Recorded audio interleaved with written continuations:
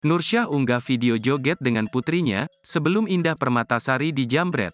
Ibu Indah Permatasari Nursyah mengunggah video kebersamaannya dengan Indah Permatasari, namun keterangan foto tersebut menyindir Arie Kriting. Di video kenangan tersebut, Nursyah dan Indah Permatasari tampak akrab, tetapi ia masih menyindir soal Arie Kriting yang dibilang menikahi anaknya tanpa izin. Nursyah mengungkap Indah Permatasari di tahun itu masih sayang kepadanya, sebelum menikah dengan Arie Kriting. Melansir dari laman Instagramnya, Nursyah baru saja mengunggah reels terbarunya.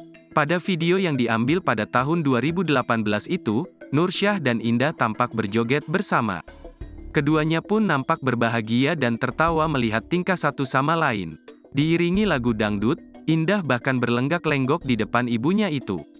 Lantas video lawas tersebut membuat Nursyah kembali mengenang masa lalu. Kebersamaan kami setiap hari dengan ceria. Dan Indah sayang sekali sama saya. Video ini tanggal 14 Maret tahun 2018, tulis Nursyah dikutip pada Senin, tanggal 13 Maret tahun 2023.